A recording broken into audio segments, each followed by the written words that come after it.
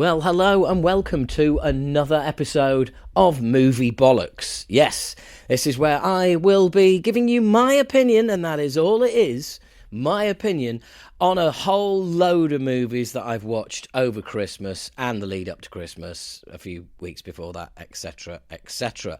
Hope you are going to enjoy this. Now, as I always say, this is just my opinion.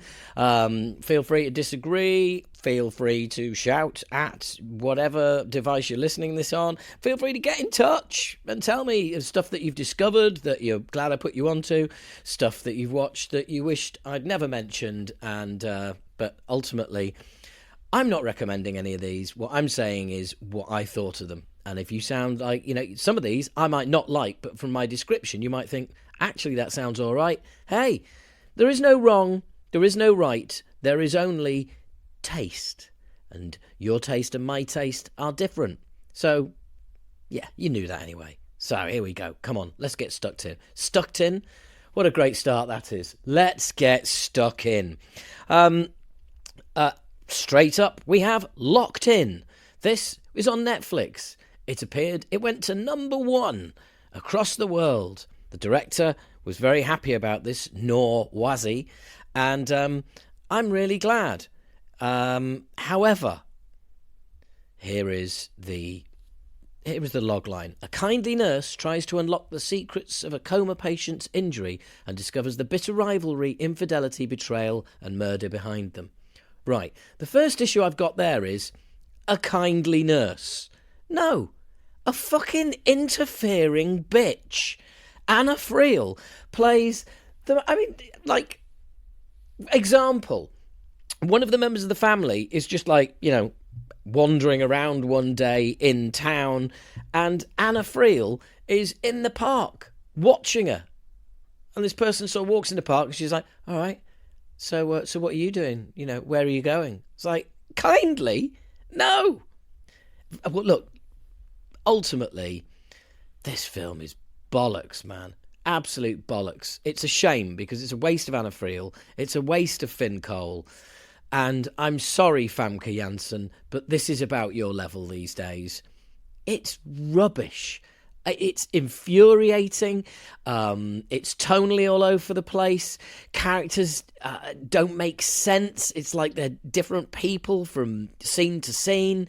Nobody in it is likable. And, average IMDb rating 5.1. I'd say that's fucking generous. Locked In.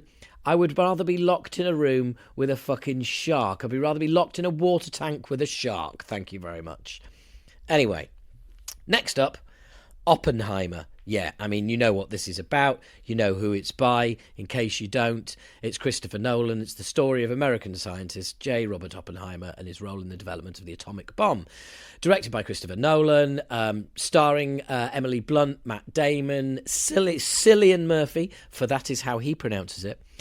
And it's up for a load of Oscars, and I can see why. This movie comes in at nearly 3 hours, and it didn't drag. Yeah, it is 3 hours, actually, the movie length. It gets an 8.4 on IMDb, although it's a very IMDb movie. I'm sure on Rotten Tomatoes it doesn't get a higher score, but maybe it does. Maybe I'm just being snobby. But anyway, really enjoyed it. It really is mainly people in rooms talking. How do you make an interesting movie 3 hours long of people in rooms talking? Well, ask Christopher Nolan, because he's done it. Really enjoyed it. I'm not really expanding on it that much because I need to see it again, really. So much happens that I do need to see it again. And what can I say? I want to see it again, and it's 3 hours of people in rooms talking. It's not all that, obviously, but fucking hell. Yeah, what an achievement. What a movie. It's also the highest grossing biopic of all time. It's pretty impressive, isn't it? Anyway, next up is The Killer. Another Netflix movie. Now, I'm sure if you've got Netflix, you might have already watched this because it's directed by David Fincher. It stars Michael Fassbender and Tilda Swinton. So straight away, you're going to be like, yeah, I think I'm going to check this out. Or maybe it's on your list and you're going to get to it. I'm a huge David Fincher fan. Who doesn't love Fight Club? I'm also a big Michael Fassbender fan. And so for those two to come together, 2 hours long, 1 hour, 58 minutes. And I can tell you now, the first 20 minutes are some of the most boring and frustrating minutes I've had watching a movie in this list. I mean, my problem with The Killer is that there are absolutely no surprises. It really is just scene after scene of what you're expecting. So then it's about how it's delivered, but the lighting and the cinematography and the blocking. Fuck that, okay? Don't give me that. Oh, but it's the aesthetic of them. No. For me, unfortunately, I like the occasional curveball. And I'm going to roughly sum up the movie. So maybe skip past this bit, flick on 30 seconds, you'll have missed it. This is the movie. Hitman spends ages setting up, and after 20 minutes, you guessed it, you're expecting it, he doesn't kill the guy, he misses. So then goes home, turns out his girlfriend's been beaten up. So he decides he's going to find out who did it. It's going to be the people behind the failed hit. So he goes after everybody, kills them. The end. So if you're back, you've avoided the basically what happens in the movie, and that's it. And I was a bit kind of like, okay, well, this scene's coming. Yeah, it looks good. Yeah, Michael Fassbender's good in it. I've just left a little bit. The movie is a bit hollow because the lead character is zero charisma. I mean, that's almost like the whole point of the movie. There's a constant voiceover as well, which is him and his, I'm not a normal guy, and you just think, this is basically somebody with no personality narrating, and all that does is just crystallize how little personality they have and how boring this person is. Despite the fact he's a killer, people could still be boring, This is the most fucking boring contract killer you'd ever fucking want to meet. And no, that's but isn't that the play of the opposites? No, it fucking isn't. It's just fucking unrewarding, dull, and a little bit boring. And that is some kind of achievement, to take a movie about a serial killer. Yeah, well, you get the picture. I wasn't really impressed. Definitely not going to watch that again. However, I am going to be watching The Creator again. Really enjoyed this new movie from Gareth Edwards. Against the backdrop of a war between humans and robots with artificial intelligence, a former soldier finds the secret weapon, a robot in the form of a young child. It's just fantastic. John David Washington, that's right, Denzel's son. He is just awesome in this. Absolutely loved him in it. He's the main dude. The effects are fantastic. The story is fantastic. Talk about world building. I mean, this is a sci-fi movie that if this had come out like 10 or 20 years ago, people would be absolutely dropping their shopping about it. But as it is, there's just so much comes out now. It's hard to keep up with everything. But this movie, I absolutely loved it. The look is gorgeous. The effects are spot on. It's just unusual. It's a different premise, or a war between humans and robots. No, that really doesn't do it justice. It really doesn't. It's full of heart. It's full of brilliant action. It's full of pathos. Just really, really enjoyed this.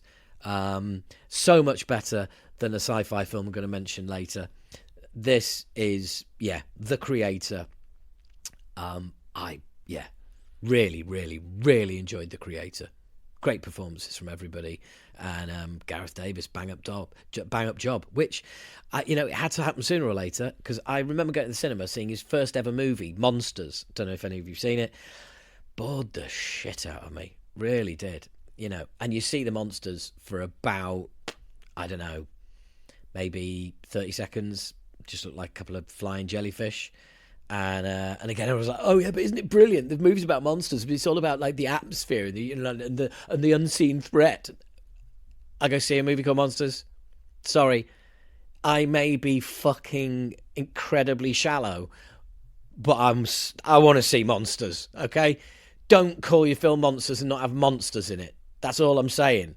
Big word on the poster, monsters. That's it. One title, one word, monsters. Go see the movie. No monsters. Fuck you. That is not interesting. I was not scared by the threat that wasn't there. Show me the monsters. Now I'm reviewing a movie from years ago. But anyway, that was The Creator. Loved it. Now, next up, 1 hour, 44 minutes, The Baker. It's 1 hour and 44 minutes in the company of Ron Perlman and occasionally Harvey Keitel.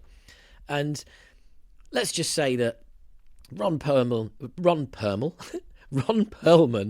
is the said baker of the title. His son turns up, who's a bit of a disappointment, a lot of a disappointment, and dumps his daughter on him and goes and do some stuff, doesn't come back. The daughter is brilliant. She's absolutely wonderful. I think her name is Elias Cotes. She's wonderful in it. Clearly, Ron Perlman is a baker, but he's like been something else in the past. Basically, he's hard as fuck. And unlike The Killer, this movie unravels and you pretty much know what's going to happen. You're pretty sure all the way. Although there is a nice little twist. But unlike The Killer, this is full of personality, of characters you care about, of just interesting. It's everything for me that The Killer wasn't. About somebody we know very little about. He doesn't speak a massive amount. But it's a wonderful performance by Ron Perlman, who's been in some pretty shitty films of late. But it's good. It's good. And Harvey Keitel being in it as well was a really nice touch. He puts in a nice little performance as well, as the kind of character that Harvey Keitel should always be. You know, a sort of mobbed up boss, but he's not in the mob, if you know what I mean. And yeah, it was just really cool. Really enjoyed it. No surprises, but yeah, maybe a few. The Baker is better than The Killer. Yeah? Well, in my opinion. Give me a baker over a killer. Maybe The Candlestick Maker will be the next film. Okay, this is where the laughs, everything just stops now. This was tough. This was a tough watch. For the worst reasons possible. This is a documentary, and it is called 20 Days in Mariupol. And it is about the first 20 days in Mariupol, in Ukraine, first 20 days of the Russian invasion, and it is devastating. It is brutal. I literally got halfway through, well, not halfway through, it's an hour and 35 minutes. I watched an hour, and then I went out for a walk and cleared my head and came back and finished it.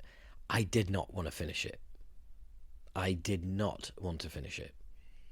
But I thought, if these people can fucking go through what they're going through, they have no choice. They can't go out for a walk.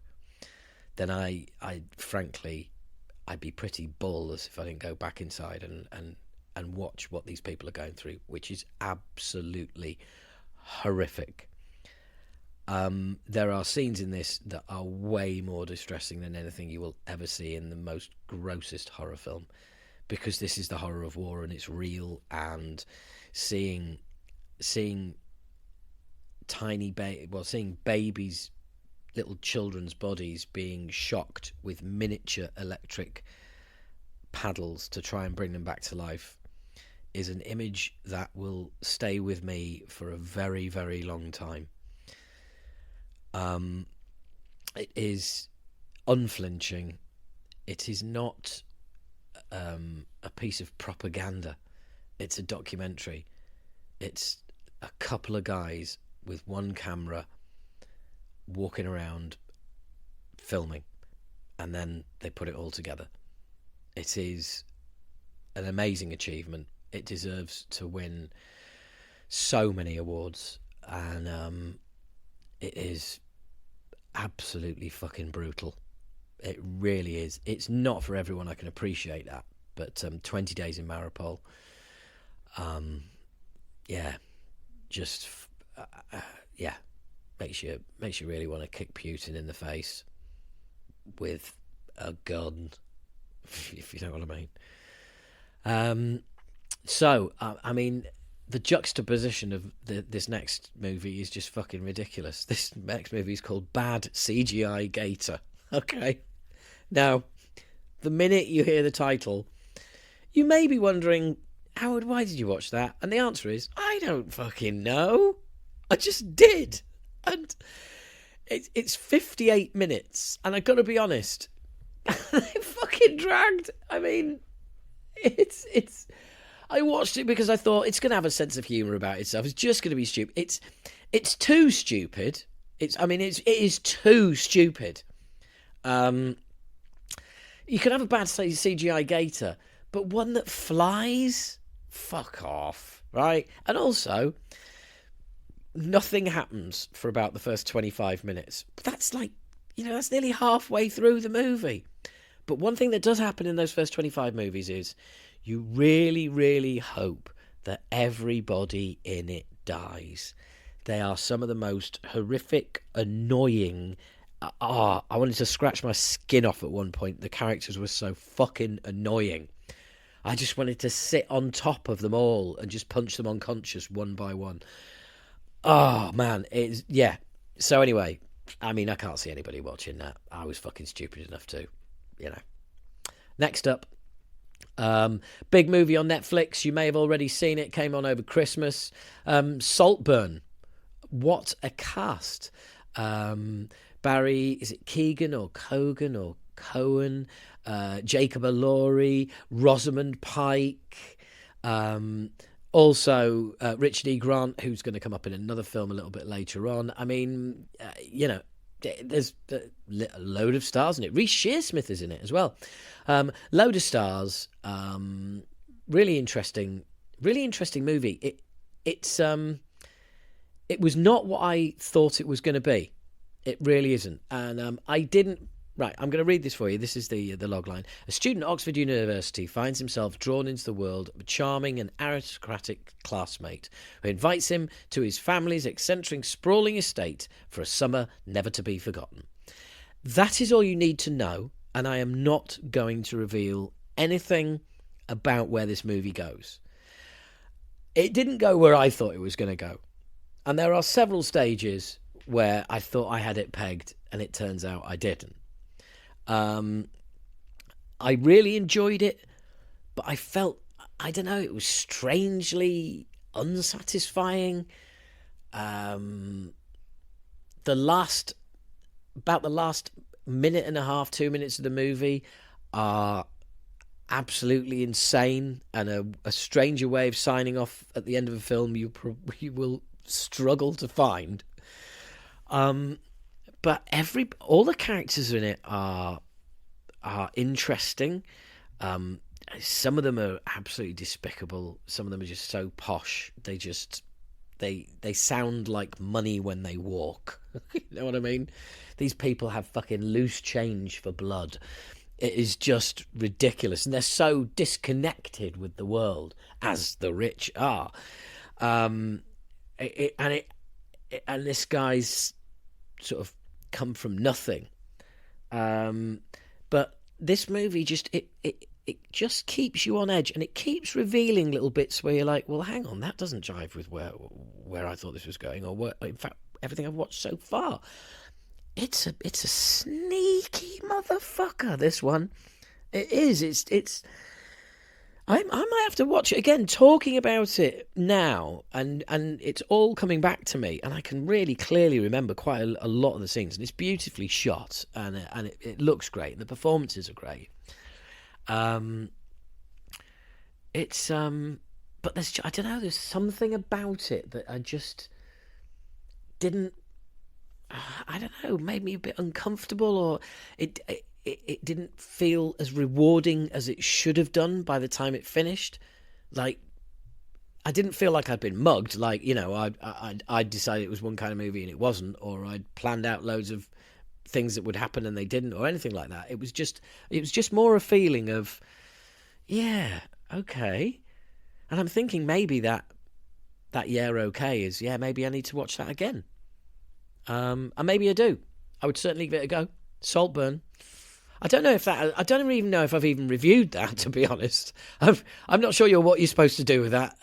But that's kind of how I feel. Now, this next movie, 1 hour, 36 minutes. Who does it star?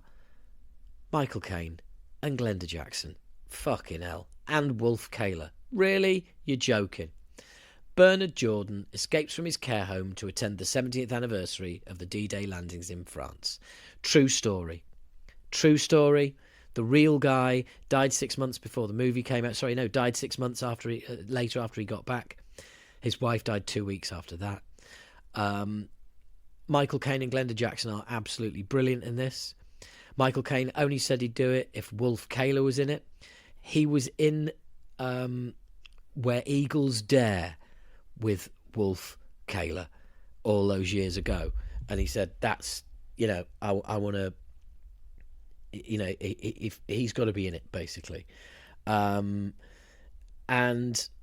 I thought this was just going to be like, a bit of a laugh, right? And there is some brilliant humour in this. I found it bizarrely, strangely moving. I really did. It gets a 7 out of 10 on IMDb. Personally, I'd give it more than that. I'd give it at least an 8. Glenda Jackson and Michael Caine are just superb in it. Glenda Jackson, it's the last movie she ever made. No, she died 6 months before the movie came out. And she's absolutely wonderful in it. She really is. You can imagine what the story is, so it's right there in the log line. It's just, honestly, I absolutely loved it. It's funny, it's moving, it's a true story. It contains absolutely wonderful acting. It's brilliantly brought to the screen, and the trailer is playing out in front of me at the moment. And there is a scene in it where they get to Paris, and they, the scene of the D-Day landings and all the rest of it, and they're in a bar, and there's some Germans in the bar as well. And this guy goes over and says they'd like to say hello. And it is a scene. It is a scene. It really is. Made all the more poignant by the fact that the main German dude was in where, is it Where Eagles Dare? I think something like that. Or Guns of Navarone, it was one of them that Michael Caine, they were both in. And here they are all these years later, about 60 years later.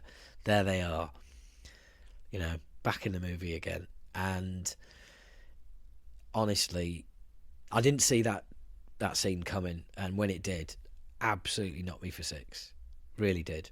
And there's some lovely flashback work in this film as well about how Michael Caine and Glenda Jackson, about how that couple met originally. Honestly, it is one of the most beautiful, moving, funny, feel-good, sad movies you'll ever see. It deserves to it deserves some awards. It deserves to win something. It really does. Michael Caine for his appearance, and posthumously Glenda Jackson for hers. A truly, truly wonderful film. The Great Escaper. 1 hour 36 minutes. So in other words, 90 minutes. No messing about. Just can't say enough about it. Really enjoyed it. This is a documentary, and it's a bit weird. It's called Trees and Other Entanglements. I don't expect many people to actually find this that interesting. Irene Taylor crafts a poetic meditation on nature, mortality, and the passage of time in her exploration of our symbiotic nexus with trees. I mean, to be fair, that is a load of fucking word soup right there. What an absolute load of shit. I mean, that sounds like it was written by the filmmaker themselves, and filmmakers should be kept away from describing their own films. It's up for everybody else to interpret the movie, It's it's like, as a musician, that's why you don't say what songs are about, because everybody figures out what the songs are about and they tell you, and that's it. You wrote it about something fucking obscure that happened to you, but then everybody else takes it. And let's just read that again. Irene Taylor crafts a poetic meditation on nature, mortality, and the passage of time in her exploration of our symbiotic nexus with trees. She makes a documentary about how trees are important to some people and what roles they've played in their lives. There you go. Put that on the fucking poster. There's some really interesting stories in there. And it's about people who work with trees. There's one story about a bloke who's an American fully qualified bonsai expert. And he worked for 7 years under a teacher in Japan. And I mean, it sounds worse than trying to learn martial arts. He was absolutely... Basically, the main dude didn't talk to him for the first 6 months at all. And he was literally treated like a dog, kept in a fucking room, made to sleep on the floor, the lot. But once he got through it, yeah, and that's just one small story amongst other stories. A woman whose family, she grew up on an estate, and her family lived on that estate, and they were there for 50 years, and they planted a family tree, and then the estate got taken over, and the tree had gone. And there's another story about a guy. It shows him an old hippie, and he's like back in the day in the 70s, and he's just walking around planting trees. And it shows him now in his 70s. He's still fucking doing it, except now he owns a company that plants the second largest tree planting company in the States, and is just about to plant their 1,000,000th tree. Mental. It just absolutely bizarre. Now, I am a bit of a, check this word out, I'm a bit of a dendrophile myself. A dendrophile is somebody who likes trees. A very lofty name for saying, yeah, I like trees, mate. I don't know. I've got a bit of a fascination about them. So hence, watch this, Trees and Other Entanglements, and yeah, I enjoyed it. It's a HBO documentary, which means you can get it on Sky or Now TV over here.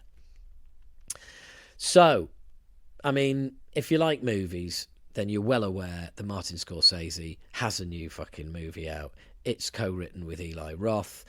It stars Leonardo DiCaprio and Robert De Niro in the main. It's called Killers of the Flower Moon. And again, this is another movie that rocks up at, well, actually, this is 3 hours and 26 minutes. And I put it off and I put it off, and Christmas is the time to watch this. So, watched it. And after 3 hours and 26 minutes, I was like, well, I can't believe that was 3 hours and 26 minutes. It's just a brilliant bit of storytelling. It is all based on real events, real people, what really happened. Of course, it's going to go without saying, isn't it, that Scorsese does an amazing job, that Leonardo DiCaprio and Robert De Niro are fucking brilliant. They do loads of scenes together, they're fucking brilliant. But everybody else in this movie is fucking brilliant as well. You know why? Because Scorsese is directing, that's why. And nobody is getting away with putting anything in than a fucking brilliant performance. So, the two previously mentioned, Lily Gladstone is absolutely fucking amazing in it. Jesse Plemons is great. John Lithgow is brilliant. Brendan Fraser is in it. He's fantastic. Cara Jade Myers is wonderful. I mean, I could just literally name everybody in it and go, yeah, they're all absolutely fantastic. And they are. It's a true story of when oil is discovered in the 1920s Oklahoma under Osage Nation land. The Osage people are murdered one by one until the FBI steps in to try and unravel the mystery. So I never knew this. I never knew the story of rich Red Indians who owned the land that oil was found on. And isn't it funny that one by one they all seem to get ill and die? It's really amazing. And there's just Leonardo DiCaprio's character. Oh, man. You want him to... You want him to be someone else. You want him to turn into someone else. You want him to learn. You want him to be better. And he tries, bless him. It's heartbreaking at times. And it looks wonderful. It's just fucking great. I mean, Christ. It's a Scorsese movie. We're not going to get many more before He no doubt passes away. Why have I gone there? Why have I gone there? The guy's got loads more movies in him, but maybe not as many. Now he's getting on a bit. So yeah, check it out. Killers of the Flower Moon. Do not be put off by 3 hours and 26 minutes. And yeah, I fucking recommended it. And I said I wasn't going to recommend movies. Well, I'm recommending this. It's 3 hours and 26 minutes. And if any of you think it's boring, you can fuck off. This couldn't... and now the polar opposite. Yeah? Rebel Moon, Part 1. A Child of Fire. When a peaceful settlement on the edge of a distant moon finds itself threatened by the armies of a tyrannical ruling force, a mysterious stranger living among its villagers becomes their best hope for survival. For a start, Rebel Moon, and you're thinking, is that Star Wars? And then it starts, and you just go, is this a joke? Is this going to get better at some point? Is this going to get good? And the answer is no. No, it isn't. It is a shit attempt by Zack Snyder to basically do a sci-fi movie, and it's a tribute to Star Wars, and it's a tribute to Blade Runner, and it's a tribute to all of the sci-fi movies that you can think of. And in other words, it's like watching scene for scene of scenes taken from other movies stitched together badly, the worst, least creative, dullest fucking dialogue you can possibly imagine. Remember 300 when you first saw that? Yeah, Zack Snyder movie 300, slow motion punching, blood flying. Wow, that's pretty fucking impressive, that. And here we are all these years later, and Zack Snyder is still fucking doing it. Slow-mo, slow-mo, slow-mo. Fucking hell, has anybody ever told Zack Snyder that sometimes less is more? No! More is more if you're Zack Snyder. This movie does not have a fucking chance. It is just... It's a fucking joke. It's a bad joke. With every scene, you just think, oh, that's a scene from so-and-so. Oh, that's a...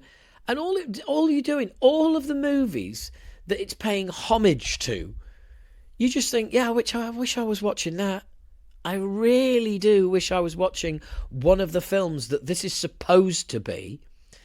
And I thought it might stand a chance with Anthony Hopkins doing some voiceover. No, not a fucking chance. And then, so I did some digging. And really, it's absolute bollocks. It really is. But basically, this is... Right, sequels. Rebel Moon is planned to be a franchise that begins with a 2-part film. Right, okay, we've seen part 1. Each part to be shot back-to-back. By August of the same year, the follow-up was officially confirmed with Rebel Moon Part 2, The Scar Giver, and scheduled for release on April the 19th. Well, I fucking will not be watching that. April 19th, 2024. Development of additional installments in the story are ongoing, with the script for the 3rd film already being worked on as of December 2023. Shame they couldn't work on the fucking first one. Snyder's exact series length plans are unclear, yet his fucking motivations are clear. His plans are not. Having stated that the film is intended to be the first in a trilogy, but also that it will be followed by a trilogy of sequels, implying 4 or 5 total. Yeah, fuck off. Other media. Snyder has stated his intent for Rebel Moon to become a massive IP and a universe that can be built out. A role-playing video game based on Rebel Moon was in development as of March 2023, alongside an animated short and a graphic novel. A novelisation of the film, written by V. Castro, was published by Titan Books on December the 26th, 2023. I went into HMV over Christmas, and there it was. The shit fucking film already has a fucking graphic novel out about it. It's like, no, this should not be allowed. Snyder announced in July 2023 developing a 4-player co-op action game that would be exclusively available on Netflix Games platform. In September 2023, Evil Genius Games sued Netflix for terminating a deal that allowed them to produce a tabletop role-playing game in the Rebel Moon universe. Hey, Evil Genius Games, fuck me, guys, you got off lightly. You got out of this fucking shit fucking broth that fucking Zack Snyder's cooking. You want to pull yourself out of that. 4-issue prequel comic entitled Rebel Moon, House of the Blood Axe by writer whoever, an artist somebody, will be published by Titan Comics in January 2024. Yes, it was. I saw it on the shelves. Set 5 years before the events of the film that no one gives a fuck about. The comic is set to depict a backstory for the characters. Brilliant. Well, do you know what? It might have helped if those characters had any fucking depth in the film they're in. Never mind putting books out, giving us some actual backstory.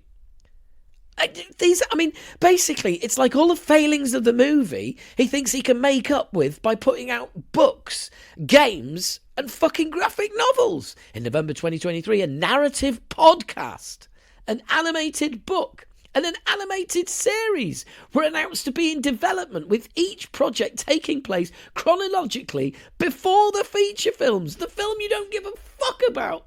They're really going, we're going to do shitloads of stuff about before this even happened. Well, this shit that no one cares about, this shit that is shit, this rubbish, this ballless, total rip-off of every sci-fi film you've ever seen. This confused narrative, characterless pile of fucking shit. You're going to give us loads and loads of backstory about the universe, about how they got there. The answer to many questions nobody has asked. What an absolute... what? The animated short is set to tell the story of Kaylee, the shadow figures, who power the mother world's most dangerous technology. Well, I think I remember seeing something about that in the film, but I can't really remember. It all just disappeared into a fucking woeful swamp of shit CGI, one-dimensional characters, rubbish dialogue, as if it was written by... the dialogue read like a dyslexic monkey's suicide note. It was absolute drivel. And Charlie Hunnam's in it. I mean, so there you go. If that's not a fucking... Yeah. Oh, Charlie Hunnam's in it. Oh, what? The guy who's really good. Fucking brilliant. In Sons of Anarchy. Yeah, and the guy who every film he's in, it's like he's got the Midas touch in reverse. Yeah. Rebel Moon. I mean, fucking Rebel Moon. Rebel fucking Moon. Oh, and there's even a fucking, the Cantina bar in Star Wars with all the aliens in it. Oh, within half an hour, guess where you are? Honestly, it's pathetic. It is fucking pathetic. And in the Cantina bar, a shadowy figure emerges with a big hood. Yeah. Except it's not Alec Guinness with amazing powers. It's Charlie Hunnam doing an Irish accent. Yes, you heard right. And do you know what he sounds like? Scottish. It's fucking rubbish. Right. So, now I've got that off my chest. There's always at least one film that I'm going to get really aerated about. And that's it in this case. Well, aerated as in, not happy. So, next up, The Royal Hotel. This stars Jennifer Garner, who I absolutely love. She's fucking brilliant. Julia Garner. Very difficult. Very different from Jennifer Garner. Sorry. You know what this is? This is Rebel Moonitis. Julia Garner. She of Ozarks, Mrs. Sweary, won the Emmy every year, quite rightly. Absolutely brilliant. Jessica Hennick, who's fantastic in this. And they're the two main characters, these two girls. Backpackers Hannah and Liv take a job in a remote Australian pub for some extra cash and are confronted with a bunch of unruly locals and a situation that is heading to a not particularly good place. Do you know what? Like The Killer, not much happens for a good hour, but something is going to happen. And just enough happens to keep you engaged and keep you thinking, yeah, I'm not sure about this, and just make you kind of feel a bit uncomfortable. And it's also real. There's something really, really real about it. I mean, you know, it's when they're out in the outback, it's, you know, your mouth goes dry when you're watching it. It's that kind of movie. It really is. I enjoyed it. It's not life-changing, no particular massive twists or anything like that, but it's a really good character study, and it's just different. You know, the whole movie's set in the outback of Australia. It's raw and uncut, and yeah, explosive subverts whatever expectations you think you may have, is one of the quotes apparently. It's cool. It's cool. And just different. So yeah, I really enjoyed it. Royal Hotel, cracking ending as well. Can't beat a cracking ending. And at 1 hour and 30 minutes, yeah, it was definitely worth 1 hour and 30 minutes of my time.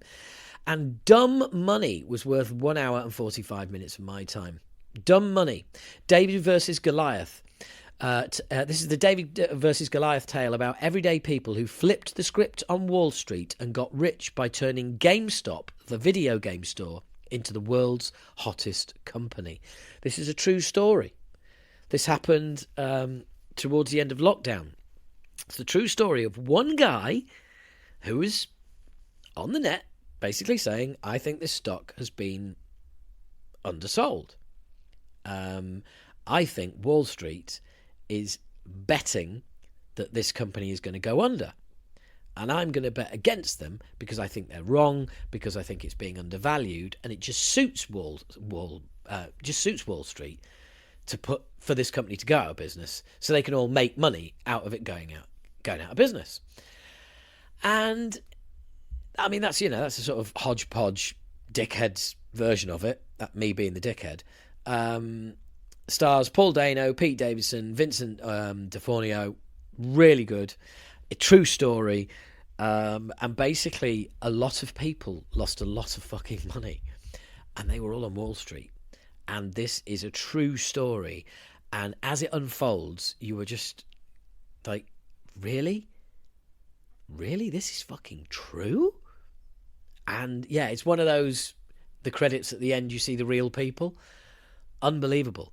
This dude changed how Wall Street operates. Yeah, that's right. For real. For fucking real. From his basement with a laptop. Changed how Wall Street operates. Because dumb money is basically what Wall Street refer to as retail investors. That's you and me. People putting money on, buying shares on the stock exchange. That's called dumb money. And now, since this all happened, all of the companies on Wall Street now look at where retail investors are putting their money and respect it, because they cannot afford to have what happens in this movie happen to any of them again. Oh, yeah. It's absolutely, yeah, it's just life-affirming stuff. Real good, feel-good movie. And everybody in it is brilliant. They really are. It's just, yeah, it's a joy to watch. And there's some really cool, I won't say cameo appearances, but Clancy Brown's in it. You recognise him from Shawshank. What are you looking at, you fat barrel of monkey spunk? You know him. Sorry, but I always love that line. Excuse me. Yeah, there's just loads of cool people in it. It's really cool. It's really well directed, really well acted, and yeah, it's kind of mad that this actually happened. So if you want to know, check it out. Dumb Money. Next up. This is on Amazon Prime at the moment. It's Amsterdam. This was from 2022. It's 2 hours and 14 minutes. It's a David O. Russell movie. He also wrote it. He also directed it. And, I mean, straight away you see the stars. Well, Christian Bale, Margot Robbie, John David Washington, Alessandro Nivolo, Andrea Riseborough, Anna Taylor-Joy, Chris Rock, Michael Shannon, Mike Myers, Timothy Oliphant, Zoe Salander, Rami Malek, Robert De Niro. I mean, do you know someone else I'm going to throw in here? Taylor Swift. Yeah, right. I mean, if that cast list is not enough for you to go, well, do you know what? I'm really not bothered what you think, Howard. I'm going to check that out, because that is a cast list, and that movie cannot be shit. Well, it isn't. It's really good. I really enjoyed it. The logline is, in the 1930s, three friends witness a murder, are framed for it, and uncover one of the most outrageous plots in American history. Again, true story. And it's brilliantly told. It's set in the 30s, and basically it's exactly that. It's just, I can't even begin to kind of describe what happens, but what I can tell you is that the performances are superb. It's definitely, I mean, I loved it. I'm a David O. Russell fan. Now, if you're wondering, okay, yeah, David O. Russell, I know the name, but you know, what else has he done, Howard? American Hustle, Silver Linings Playbook, The Fighter, Three Kings. Remember that back in the day? What a fucking movie, eh? Was it Matt Damon and George Clooney? Yeah, fucking very cool. Yeah, so I Heart Huckabees, that's one of his. Anchorman, yeah, that's one of his. So yeah, it's that's David O. Russell. Anyway, really cool movie. Check it out. It's just, yeah, bloody marvellous. Right, next up, Dream Scenario. As regular listeners will know, there's always going to be a Nicolas Cage film in my list. And this is the Nicolas Cage film. Dream Scenario. A hapless family man finds his life turned upside down when millions of strangers suddenly start seeing him in their dreams. When his nighttime appearances take a nightmarish turn, Paul is forced to navigate his newfound stardom. Now, this is one of those movies where it starts well, and it starts revealing itself, and you're like, okay, it's got to where it was going pretty quickly. Now, this gets a 7 out of 10 on IMDb, and I think that is really generous. I think it is at best a 5, because, as I said, it starts well, it reveals itself, but it's like the concept, the conceit of the movie is never truly realised. It's like they had this brilliant idea, they got halfway through the film, went, not kind of sure what to do with this, and for me it just stalls, and the second part of the movie starts dragging. I don't know, it's actually really cool when he's being in people's dreams, which is kind of weird. Then there's a few scenarios that happen, and some people tell him, about the dreams, because he's a university lecturer. Some of his students saying, "Well, you're in my dream," and blah blah. And that's all really interesting. Then when things turn a bit dark, it gets a bit, okay, that's fucked. And then it I don't know. It's just, yeah, you kind of feel like he starts getting punished for something that he didn't have any control over in the first place. And then it just all seems to just, I don't know, it just sort of crumbles. It fails to hold itself together. And ultimately, yeah, I'd give it a 5 out of 10 at best. Not interested in watching it again. Dream Scenario. Yeah, it's basically, yeah, I'd say unrealised potential. There you go. I put that on the school report. Next up, The Holdovers. Now, yes, I have already seen this. Not going to explain why, but I have. Or rather how, but I have. And this is like a movie from another era. It's excellent.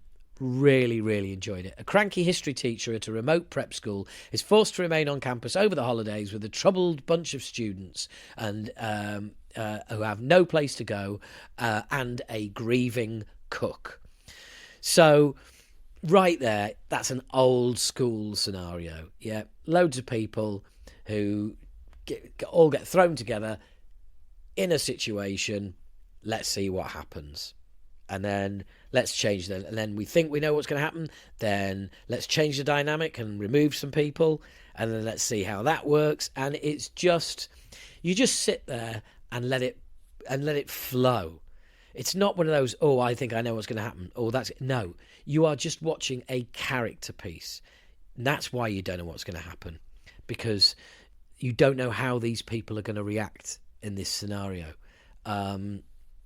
It's 2.25 hours, flew by, absolutely fantastic, real old school movie with just, redeeming characters. It's set at Christmas, which normally, you think, oh, fucking hell, yeah. No, it's brilliantly done. Yeah,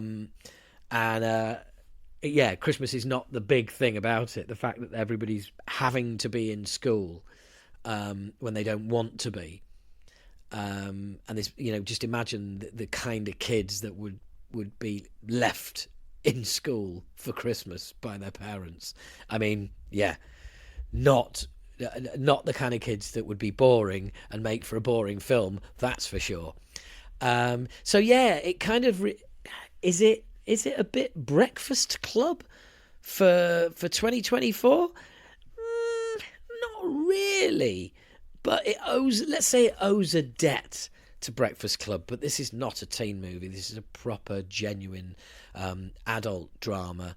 Paul Giamatti is the teacher. He's fucking brilliant. He's going to get nominated in this. I'll tell you that now. Dominic Sessa is the kid. He's fantastic. And Divine Joy Randolph as the grieving cook is fucking brilliant. And you will not see a movie like this for many a year. And you will not have seen a movie like this for many a year. It's just heartwarming, funny, heartbreaking, funny, happy, sad, feel good, feel bad. Just a brilliant film. Really, really is. And it's a film. It's not a movie. So I'm laughing because that's the line in Bowfinger, isn't it? The Steve Martin comedy where Eddie Murphy's saying, "Come on, man, we're trying to make a movie, not a film." But yeah, The Holdovers. Yeah, just a really, really, really good film. Really enjoyed it. Timeless. Next up, Leave the World Behind. I suspect some of you will have already watched this Julia Roberts vehicle on Netflix. A family's getaway to a luxurious rental home takes an ominous turn when a cyber attack knocks out their devices and two strangers appear at their door. Well, director Sam Ismail. Writer is Rumaan Alam and Sam Ismail. Stars Julia Roberts and Marshala Ali and Ethan Hawke. And I thought it was fucking awesome. I really, really enjoyed this. Some people have complained about the ending. I think the ending is perfect. I think, not every movie is going to end with a nice little bow tying it up for your fucking, oh, look, yes, that happens and that happens and that. Sometimes, yeah, the movie will stop at a place and it's up for you to decide what the next scene might have been, something like that. But anyway, I'm focusing on the end. I don't know why, because I thought the end was fucking great. This movie starts out with, bit of a power cut. And boy, does it fucking just ramp up the tension and the stakes minute by minute. I think this is probably the first Netflix movie that I wish I'd seen at the cinema. I really enjoyed it. I am definitely going to be watching this again. I don't want to give too much away. That's why I'm sort of skirting around it.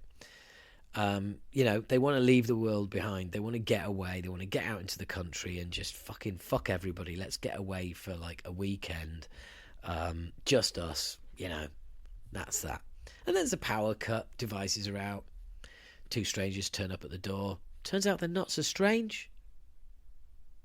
And yeah, but everything else is about to go to shit. Everything. And when I say everything, I mean everything. And there's also Kevin Bacon playing the role of a fucking baseball cap wearing conspiracy theorist nutball. Or is he? Are we all wrong and he's right? Or is he wrong and we're... Well, we just don't know, do we? Leave the world behind. Yeah, fucking loved that. Next up, The Lesson. It's Richard E. Grant's second appearance. The Lesson. A young author takes a tutoring position at the estate of a legendary writer. The legendary writer is Richard E. Grant. His wife is Julie Delphi. The student who takes the job is Daryl McCormack. And it's brilliant. It's really good. It is... Richard E. Grant is great as the usual character, this genius who is a genius and tells everybody else that they're fucking shit. Not particularly likeable, but then you start to wonder, is he as good as you think? And then there's a little bit of digging into his past, and the young author who's the young tutor who's tutoring his son. Richard E. Grant's son, the son that's alive, because one's died, drowned in the lake, because they got a lake in the garden, don't you? Yeah, I mean, and again, Richard E. Grant plays a posh bloke living in a big posh mansion. What a surprise! But I don't think they even had auditions for that. They just went, somebody ring Richard E. Grant, will you? Yeah, we need a posh bloke who can do nasty really well and live in a big posh house. Is Richard? He's just finishing Saltburn. Oh, perfect. Yeah, well, tell him it's the next big fucking house on the street. Yeah, it's it's the mansion next door. Yeah, tell him to pop in when he's finished that. I honestly, I sound like I'm doing it down. I don't mean to. It's really good. There's lots of twists and turns, and Julie Delphi is great as the long-suffering wife who enjoys the young tutor spying on her when she's indulging in sexual exploits with Richard E. Grant, and there's lots of tension, and there's a lot of conjecture about how Richard E. Grant somehow manages to finish his latest novel. He hasn't brought one out for years, but the problem seems to be the ending.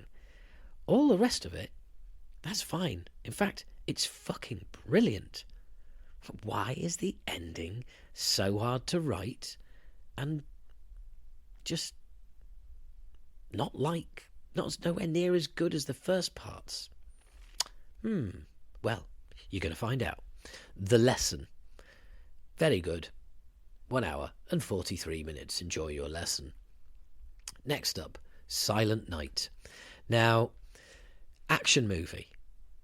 Directed by the fucking legend that is John Woo. Yeah, everybody remember Hard Boiled back in the day?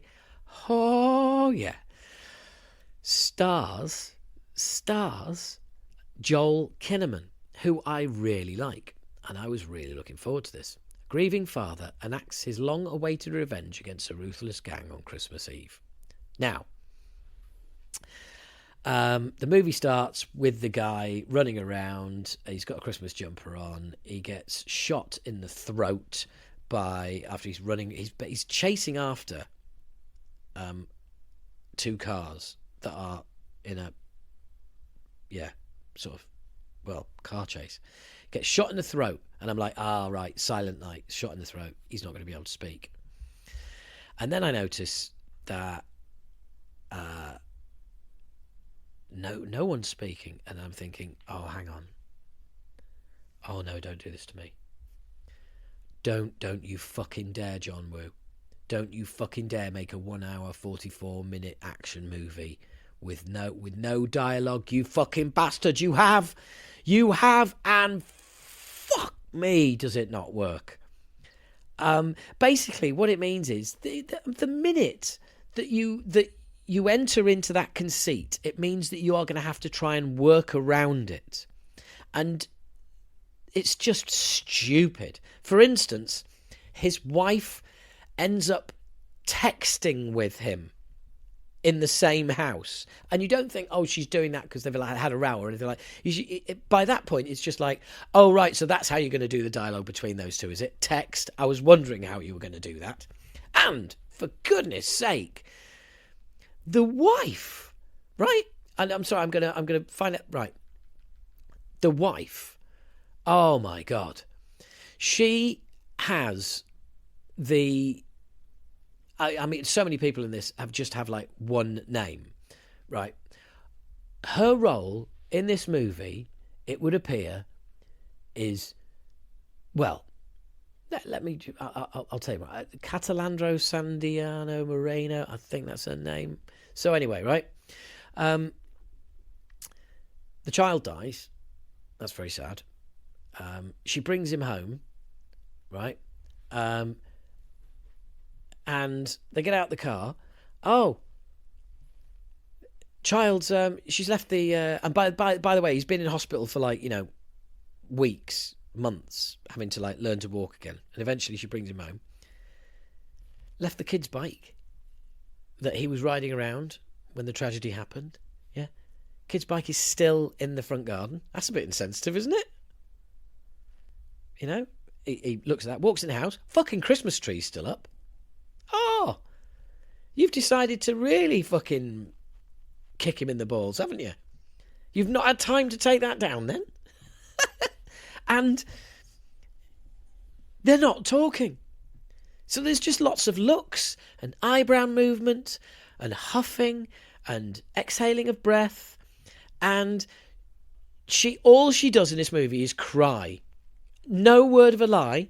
I counted, because I had to do something to stay awake. I counted. She has 6 scenes of crying. And that's what I mean. It's crying instead of dialogue. It's texting instead of dialogue. And some of the absolute bollocks cheesy shit in this, right? A Newton's cradle, the little metal balls, you let go and it just goes tick, tick, tick. There's like, you see them on the desks from the 80s. Yeah. What an outdated, outmoded 80s concept that is. Oh no. Well, when our lead character decides he's going to start learning, how to be a hard bastard and kill all these people, he sets one of those going. I mean, really? A Newton's cradle as a time device in an action film. Have you been to cheese school recently, Mr. John Woo? And, yeah, sure, some of the action is great. Some of it's fucking stupid. Some of it's way over the top. But you know what? I was going to hang in there all the way, just to see if there's ever any words. Well, of course, the lead character now, he's got his voice box shot out. It's pathetic. It's a stupid idea. This film would have been much better with dialogue. They could have made loads of more different decisions. She would have had to do so much fucking crying, the poor woman. Honestly, because it's such a noble idea, isn't it? Oh, the way it's almost balletic. It's almost like it's gone back to making a silent film, but it's in colour and it's action and it's fucking shove it up your arse. It should be female actors everywhere should be complaining about the wife's role in this movie. Not only, like everyone else, does she not get any dialogue? Okay, fine. But all she gets is crying. That's all she's allowed to do is fucking cry. That's bang out of order. I mean, that's pretty fucking sexist if you think about it. Oh, hey, and what's the female character going to do? Oh, I don't know. Cry? Yeah, fuck it. Let's have her crying again. John, mate, we can't do that. Not again. She's cried in the last 4 scenes. Well, there you go. 5th won't matter then, will it? nobody will notice. It's just fucking. Oh, there was an idea in here, but the thing is, it is a pretty base action film with, and I mean, there's nothing original about it apart from the fact there's no dialogue, and I just wonder almost if this movie started out with dialogue and they just realised they had quite a bit of a turkey, and just went, oh, we've got to do something to try and elevate this above fucking absolute, generic action flick. Take all the dialogue out. You, wifey, get crying. All those scenes that you had those great dialogue in, yeah, we're cutting those. Just can you use some scenes of crying? Cheers. Fucking really wound me up. What a fucking waste. Silent Night, more like silent shite. Yes, you will not see that on the movie, on the poster. Next up, from 2016. Yeah, can't say that I'm not up to date. Well, I did say nasty things about Charlie Hunnam earlier, and I like Charlie Hunnam, and I love Sons of Anarchy, and I've met Charlie Hunnam, and he's a lovely, lovely bloke. And it's taken me years to get around to watch The Lost City of Z. 2 hours, 21 minutes. And do you know what? Charlie Hunnam is fucking brilliant in this movie. I absolutely loved it. A lot of you will have already seen it. Charlie Hunnam, Robert Pattinson, Sienna Miller, absolutely brilliant. Charlie Hunnam plays a British officer who is basically told, right, out the army, we want you to go and do some exploring in the in South America, and we want you to chart rivers and help map it. And he goes out there. He's blown away by the civilizations that he meets, and the people who live in the in the jungle, and it's incredible, based on a true story. He goes back, he comes back, he goes to war, then he goes back there, and it's really good. Really enjoyed it. And yeah, a true life drama centering on British explorer Major Percival Fawcett, who disappeared while searching for a mysterious city in Amazon in the 1920s. Or did he? Yeah, absolutely fantastic. And I think the best thing Charlie Hunnam has probably ever done. And I can't believe it took me so long to get round to watching it. And the only reason I did was I was full of fucking cold. And I just saw it and went, at last, perfect timing. Put it on, loved it. Next up, Mercy on Netflix. A doctor, a former military officer, finds herself in a deadly battle for survival when the Irish mob takes control of a hospital where she works, and her son is taken hostage. No. That's not the film that I saw. Oh, hey, you thought I did my research, didn't you? No. Right. I saw the Netflix movie Mercy, which doesn't appear to be in IMDb. How fucking weird is that? Right, hang on a second. I'm going to find out what the fuck's going on here. Right, I found it because, well, actually, it turns out it's from 2016. Yeah, I'm one movie from 2016, and here's another one. So, it's a Netflix original. It's called Mercy. You will find it, guess where, on Netflix. And it stars James Wolk, Tom Lipinski, and Caitlin Fitzgerald. And basically, when four estranged brothers return home to say their last goodbye to their dying mother, Grace, hidden motivations reveal themselves. There are four brothers, which means there are two half-brothers and two whole brothers. The two half-brothers are not to get any of her money from the will. The other two brothers are to get the entire inheritance. And what basically takes place is a home invasion. But I really don't want to go into too much depth other than to say not everything is as you think it is going to be. This gets 4.2 on IMDb, and I think that is really low. I think that's totally unfair. I'd give it a 6.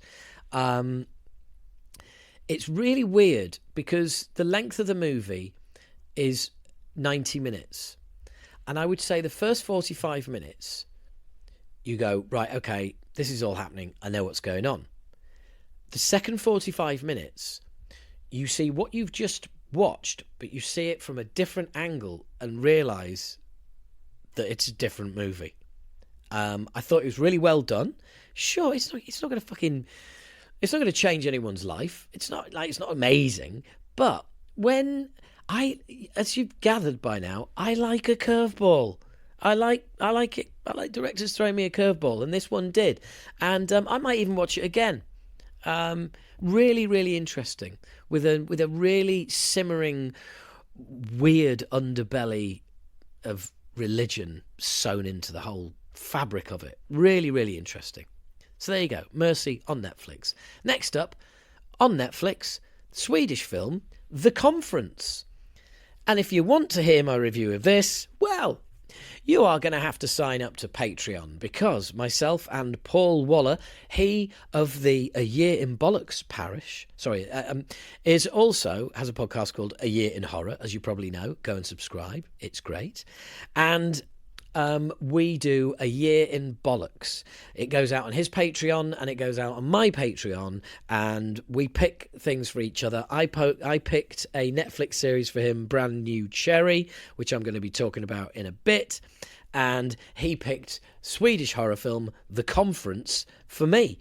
And, we basically go, right, okay, what did you think it is? And what did you think to that? And it's, we do that once a month. So if you like some of that, you'll see in the description of this podcast, there is a link that says support the podcast. Click it, go to Patreon, sign up. Cool. Sign up for as little as $3 a month. As little as $3 a month. I mean, you're not going to get the most out of it. $6, definitely. But $3, you'll still get content you're not getting now that I think you'll like. So anyway, I guess that's it with the movies. It's now time for the TV show. Zzz.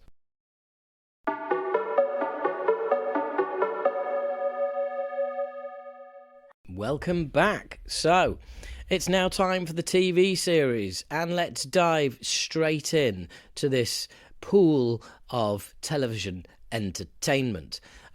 Starting with, on Amazon Prime, 007 Road to a Million. 9 pairs of everyday people are unleashed on an epic global adventure through a series of Bond-inspired challenges for a shot at winning a life-changing £1 million prize. It stars Brian Cox, basically, because Brian Cox is going to play the sort of evil puppet master who's basically going to reveal all of these tasks to everybody. Now, I struggled to get through the first episode, but I managed it. And then I ended up binging the whole series in 2 days because I had to see what happened next. This is reality TV, something I do not fucking watch, but boy, did I watch this. Everyday people doing really tricky challenges in some cases. Some you can figure out and you're shouting at the TV to get them to fucking do it. And but I mean, honestly, they have to. Sometimes they're having to dive down into a bay and find stuff in a sunken ship. They're having to scale mountains. I mean, there's some real heavy shit involved here, and really difficult challenges, difficult questions. And the next question is 4,000 miles away, and they've got to get to, and it's just fucking insane. And it just keeps upping the ante.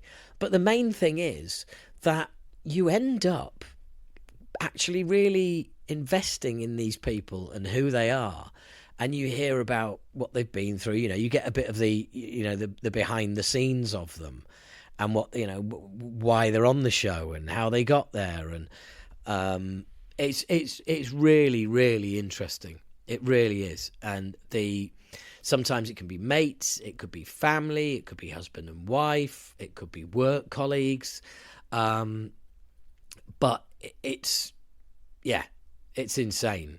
It really is.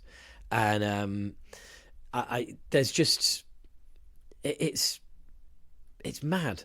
There's a couple of brothers, the Bone brothers, and they are Cockneys, and they are fucking brilliant. They really are. It's like they just react to every situation as normal people would. You know what I mean? It's just fucking brilliant. And these people go all over the world and do some really physically demanding stuff. And you see him fucking argue, and you see him. It's really, really hard to describe. But I would say, first episode doesn't really do it any favours. And like I said, I gave up. I actually ended up coming back to it. And I'm so glad I did. I really hope they do a season 2. It's 8 episodes. And seriously, some of you out there will give it a go and you'll be like, wow, I really didn't think I was going to enjoy this as much as I'm enjoying it. But, I mean, at one stage, 2 guys are told, yeah, the next question is on the roof of your cable car. The cable car is stopped halfway down, and one of them has to get out of the cable car, get on the roof, and get the next question. At that point, I'm just thinking, you shove your question up your arse, frankly. I'm not fucking doing that. It's really, really good. Really, really good. That is as close to reality TV as I'm ever going to get. Next up, Bodies. 4 detectives in 4 different time periods of London find themselves investigating the same murder. Now, I can't remember where... Oh, it's Netflix. It is 6 episodes. Sorry, no, 8 episodes. And great cast. Amaka Afor, Kyle Soller, Shira Haas, Stephen Graham, probably the best known of all of the actors in it. It involves time travel, because you travel between these worlds. You're constantly traveling between these times, not worlds, these times. And I'm sure some people loved it and found it really engaging and original and absorbing. And those people gave it 7.3 on IMDb. For me, I just couldn't get to the end of it. A damning indictment. I got about 20 minutes into the last episode and I just thought, I just don't fucking care. And for me, it was the constant switching between the time zones that I just felt like, just as I was getting engaged and embedded with one set of people and one timeline, boom, switched out of it over to another. Oh, right, okay, yeah, no, yeah, all right. And then I don't know. But I'm wrong, clearly, because it's like nearly 7.5 on IMDb. I just couldn't get to the end of it, and it never really truly grabbed me, and I found it a bit of a slog.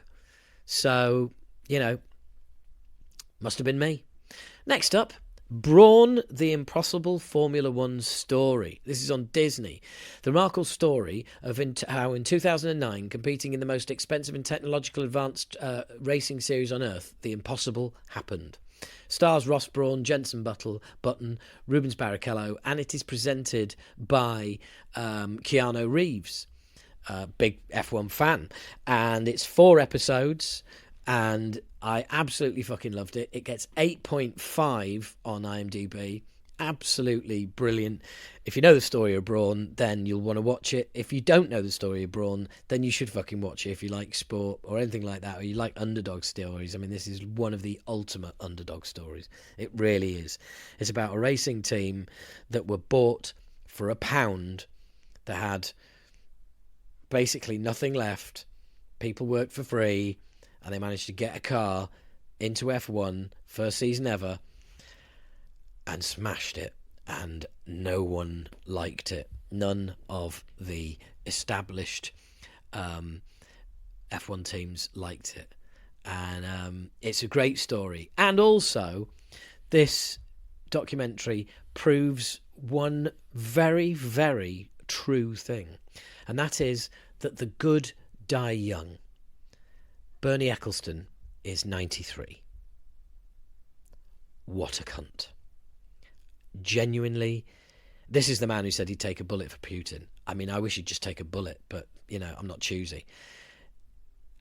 You've never seen somebody sit and, like, be a cunt like this man does.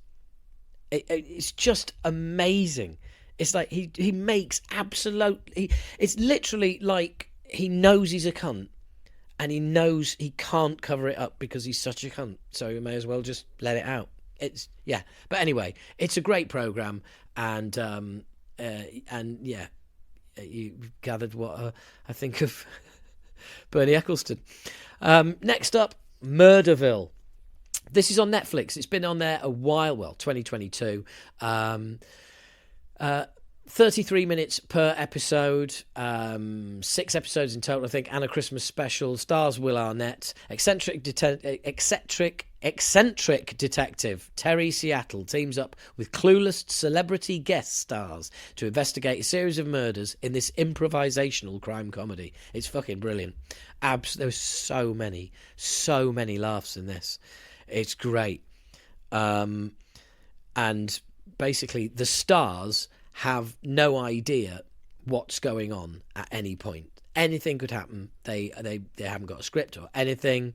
They just have to react, and they have to figure out who committed the murder. Funnily enough, there's a murder in every episode, and by the end of the episode, they have to figure out who it was, whilst they, you know, because they're basically going to be, you know, a detective for a day. One of them is Sharon Stone, for fuck's sake. I mean, one's Conan O'Brien, one's Marshawn Lynch, right? The American footballer. He is fucking amazing in it. He's probably my favourite of the lot. He's absolutely brilliant. And there is just fucking so many laughs. It's brilliantly done. It really is. But also check out the Christmas special. And in it, there's 2 actors who have both, they're both, basically same scenario. They've got no idea what's going on, but Santa's been killed, and the 2 of them have got to fucking figure it out.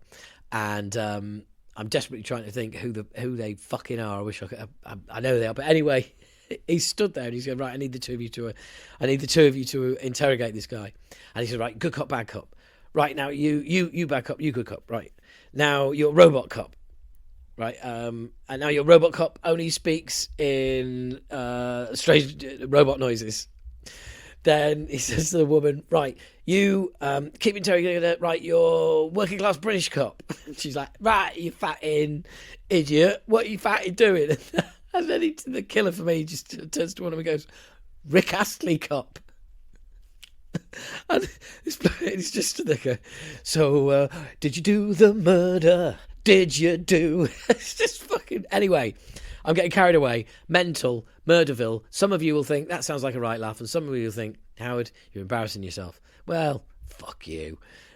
Anyway, next up, A Murder at the End of the World on Hulu and FX and wherever you can find it. This is the latest from Britt Marling.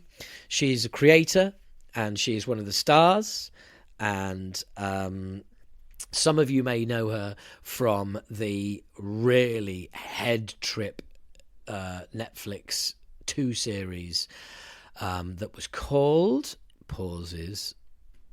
The OA, which was mental, if any of you remember that. The OA on Netflix. Yeah, absolutely mad. Well, anyway, this is A Murder at the End of the World. She, again, is creator and star. She's a phenomenal talent, because the OA was absolutely batshit crazy. It really was. So Murder at the End of the World. There is also a really, really good performance in this. Well, by the whole cast. Everybody is really good in it. And for some reason, my internet connection is absolutely got the hump with me. Yeah, so anyway, it stars Britt Marling, obviously. She fucking wrote it. But it's in total 8 episodes. We've also got the absolutely fucking awesome Clive Owen, who I've loved ever since he was Chancer. So yeah, 7 episodes. Joan Chen is also in it. Clive Owen, a load of other people, and basically Emma Corrin, who's is the lead. She is she's a bit of a detective, basically. So let me explain the logline for you. Darby Hart, a Gen Z amateur sleuth, attempts to solve a murder at a secluded retreat.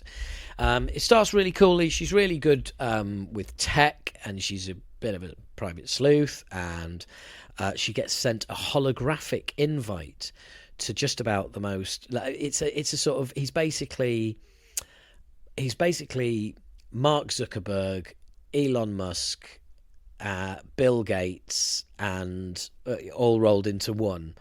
And he's this like big, amazing tech man, and he sends this holographic invite for her to come and spend a week at his retreat out in the middle of fucking nowhere, you know, in like Antarctica or wherever. And she goes, yeah, all right, and goes over there. And as soon as she arrives, someone that she knows is also there. He's murdered. Not giving anything away. This is all pretty much first episode. And then it's right. Let's find out what the fuck's going on. And it's a whodunit. A lot of technology involved. So it's kind of a bit sort of like, oh, AI, you know. It you get that feeling that it's got more to say than just being a TV drama, which that's because it does. But I really enjoyed it. It didn't really deliver as an impactful ending as I was expecting, but I had rumbled a major part of what was going on early doors, and I think that, you know, unfortunately that kind of spoilt it for me. I just realised it at a certain point. But, yeah, I mean, again, it's brilliantly constructed, and I really enjoyed it. So if you can find it, if you've got one of those weird old channels, then A Murder at the End of the World, I can thoroughly recommend. Oh, there you go. I recommended it. Oops. So, on Netflix, 8 out of 10. Don't know why it took me so long to watch it. Probably the title. Don't Fuck with Cats. And I just thought, that's all I ever saw. And I just thought, oh, yeah, whatever. Hunting an internet killer. And I thought, that's right. So there's some sort of cat murderer. A group of online justice seekers track down a guy who posted a video of himself killing kittens. Well, yeah, that is what happens. This is 3 episodes. And this has a score on IMDb of 8 out of 10. It is about real people who caught a real guy who really was killing cats, and then he graduated to people. Because that's how they get started, isn't it? This is fucking real. This all happened. This is a documentary, and it absolutely did my brain in. It really did. It's fucking excellent. Don't Fuck with Cats. It's an 18 certificate. It's 3 hours and 7 minutes. 3 over an hour long episodes. Well, only just. And I would set yourself aside 3 hours and watch the whole thing in one sitting. It is absolutely unbelievable. This all happened in the States. Believe it or not, a journalist for The Sun ends up meeting with this guy in a pub in London. years before he graduates, killing a human being. And then there's a whole other side of this that is, yeah, honestly, truth is stranger than fiction, people. Don't fuck with cats. Hunting an internet killer, fucking get on it. Wow. Next is Des. Now, I don't know why, but years and years ago, when the book Killing for Company came out, I bought it. I don't know why. I've never had a fascination with serial killers. I don't watch true crime or any of that. Bearing in mind, this is fucking years ago. But for some reason, it was the story of Dennis Nielsen, a man who killed a lot of men. And I got the book Killing for Company, and I read it. And a friend of mine, when they first moved to London, was only one street away from the house where he was arrested. And very early doors, they arrest him, and they've got him travelling in the car with them. And there's human remains at the house, and they said, how many bodies are we going to find? Is it just the one, or is it 2 or 3? And he says, about 15, I think. Yeah, about that. And yeah, so playing Des is David Tennant, and it's called Des because Dennis Nielsen wants to be referred to as Des by everybody. And it's absolutely fascinating. It's a brilliant performance and it's just a journey through the mind of an absolute fucking maniac. But at times, he is so brilliantly analytical about who he is and what he is that you're almost, admire is a strong word and the wrong word, but you're almost in awe of his ability to really, really know who he is and just deal with it, and or somehow like know who he is, know what he is, but not know how he ended up there, and not know why he's like that. But yeah, I don't know. He's incredibly analytical about himself, but he's also objective at the same time about what he is and who he is. It's very. I absolutely loved it. Did I love it? Is this the kind of thing you love? I don't think it is, but it was deeply fascinating, and the journey that the policemen all working on the case that go through as well, and what they have to see and deal with is horrible. And the book Killing for Company that I read was by Brian Masters, and he is played by Jason Watkins very well. Daniel Maines plays DCI Peter J, who's the man who did the large part of work of on the case. And yeah, absolutely fucking brilliant. If you think that you could watch that kind of thing, then yeah, it's brilliant. And David Tennant is fucking amazing. Next up, Netflix, Harlan Corbin's Fool Me Once. Couldn't be more different, could it? From Harlan Corbin's book, and let's face it, he writes page turners, and that's it. Starring Michelle Keegan, Adil Akhtar, and Richard Armitage, widowed mum Maya is disturbed by an image of her late husband captured on her toddler's nanny cam. Weird. Is he alive? Is he dead? Joanna Lumley plays the mother of the deceased man, who is Michelle Keegan. She's the wife, still alive. Her husband has died. Joanna Lumley is mum. She is pretty fucking annoying in this, gotta say.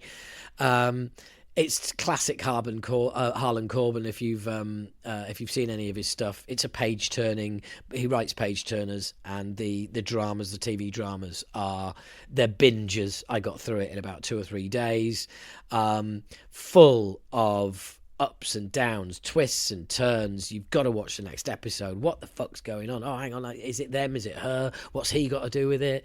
I think I know what it is. Oh, that's that. Oh, no, that's not it. Oh, I bet he's the long lost brother. No, he isn't. Oh, right. But what about? Oh, he's dead. Oh, fucking hell. Right, it's not him then. What's going on? Yeah, it's just really good stuff. Really well written, really well directed, really well played, and yeah.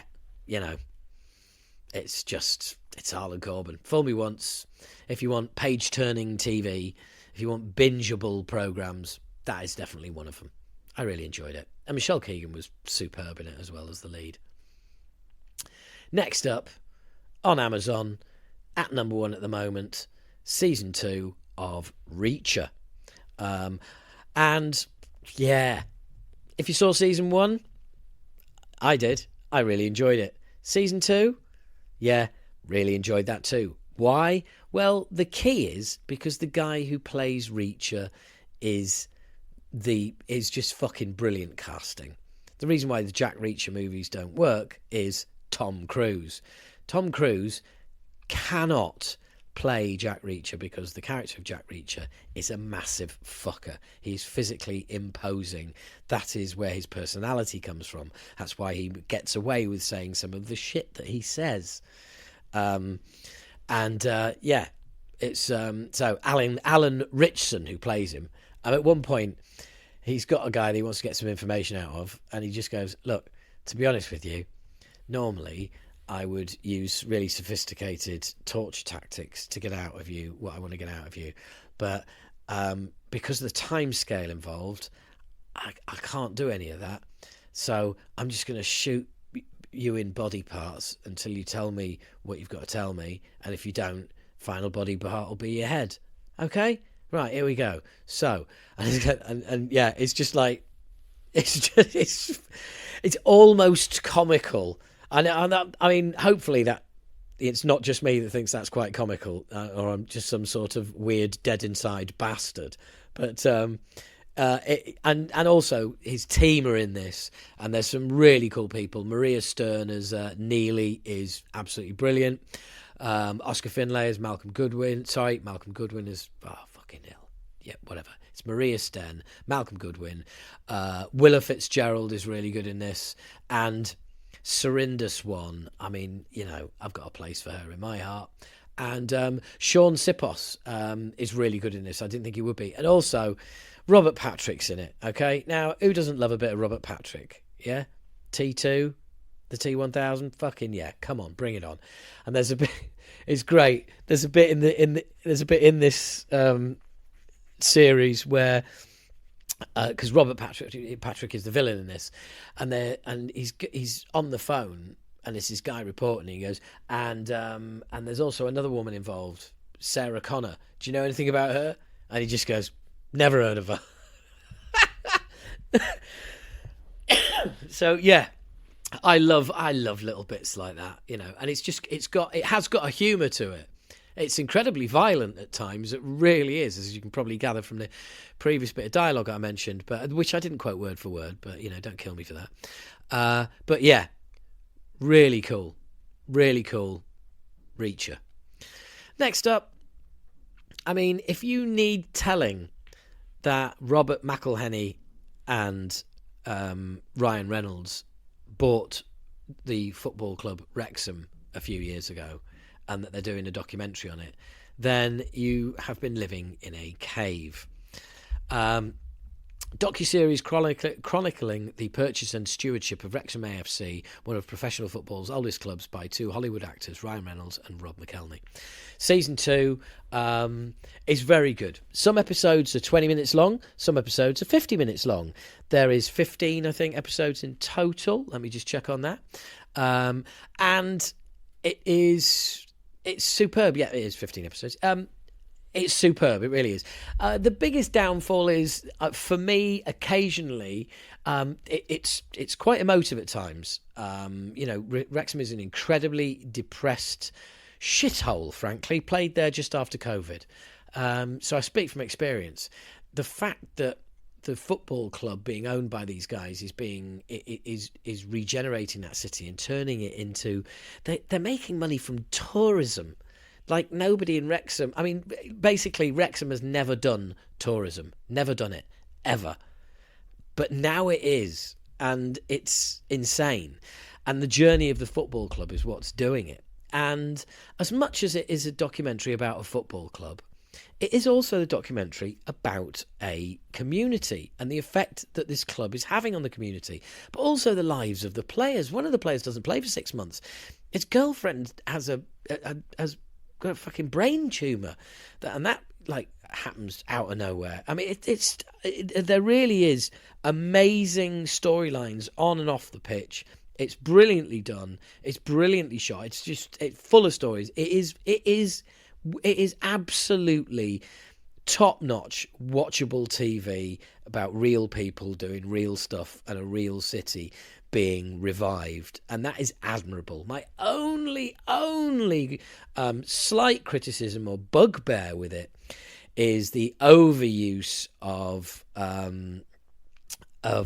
can I say, sentimental music. Well, there's nothing wrong with being sentimental. There's a lot of sentiment in this series. There's a lot of emotional moments, but the Hollywoodizing of them winds me up a little bit. You just kind of feel like, yeah, this is made for American TV with American money. Here's some really, really breathy, needless music. It's like you're seeing really emotional scenes, and that could be anything from people watching a match to someone getting the all clear in hospital to somebody losing somebody close to them.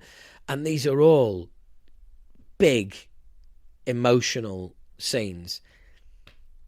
But you don't need the fucking music. You really, really don't need the hammy music. But anyway, welcome to Wrexham, Season 2. Watch Season 1, loved it. Watch Season 2, loved it. Next up, I think this is on Netflix, The Puppet Master, Hunting the Ultimate Conman.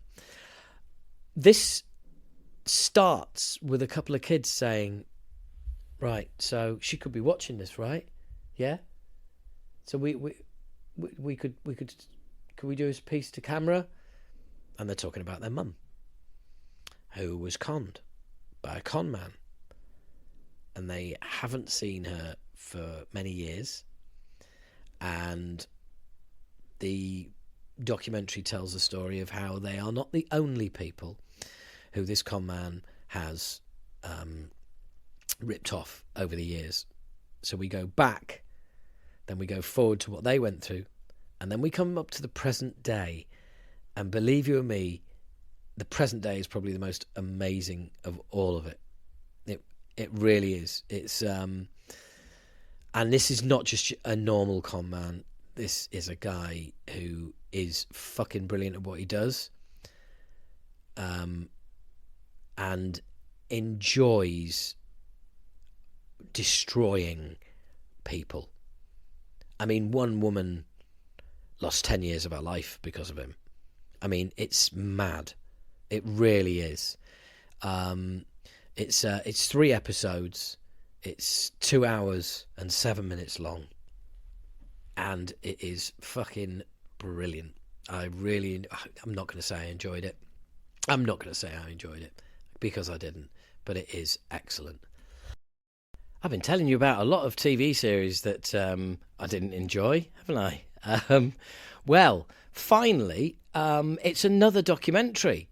And this one, I don't know why I even watched it. Muscles and Mayhem, an unauthorized story of American Gladiators. Now, bear in mind, never seen American Gladiators, so didn't know who any of these characters were. It's on Netflix, and it is 6 episodes, I believe. And I've got to say, I really enjoyed it. There's some real characters in there, and it's called Muscles and Mayhem. And wow, yeah, a lot of muscles, a lot of mayhem. Tells the story of one of the biggest TV shows in the world. If you're of my age, then you remember this very well. Yeah, you remember this at the time. It's 5 episodes, actually. And, you don't remember this at the time because you don't remember American Gladiators, but we remember, obviously, we had UK Gladiators. But this is the story of how it all came about and how they started out, doing this in a barn, basically, with people shipped in to watch it and cardboard cutouts to try and make a pilot, to try and get the TV show to work, and what it ended up doing and what it ended up being. There's some very, very funny bits in it. One of the gladiators is great. He's like, they're talking about steroids, and he goes, "Give me an R, give me an O, give me an I, give me a D, give me an S. What's that spell? Gladiator." And he's like, "Don't put that bit in." Well, they did, obviously. And it's a bit like a load of people being signed up to be in a band, and they are the band, and they're the thing. And then they find out that there's not a lot of money in it, and they're getting fucking used, and what the fuck. And it's, really, really, a typical tale of the entertainment industry fucking people over. But it's really worth a watch, full of, great characters. And, really enjoyed it. Really enjoyed it. That's a happy note to end on, isn't it? That's more like it. Not a load of programmes that aren't enjoyable, but watchable all the same. I mean, and when I say not enjoyable, I'm saying I can't say that I enjoy it because, you can't enjoy, or can you? Can you enjoy a programme about Dennis Nielsen? Well, I bought the fucking book, didn't I? And I really enjoyed David Tennant's performance of Dennis Nielsen. There we go. Let's not end it on Dennis. Let's end it on... Oh, I did say I was going to review Brand New Cherry Flavour, and then I realised, I did that on the last movie, Bollocks. What a great series that is. And if you want to hear what Paul Waller thinks of it, then you're going to have to sign up to his Patreon or mine. Make it mine, will you? Make it mine. Anyway, you've got to the end. Well done. Thank you so much. I can't believe it's taken so long. If you thought it was long, just imagine being me and having to actually fucking do it. Yeah? I didn't know it was going to be this fucking long, Jesus. Anyway, congratulations. You got to the end. You win a prize. And that is, go and watch some of the stuff. Until next time. See ya.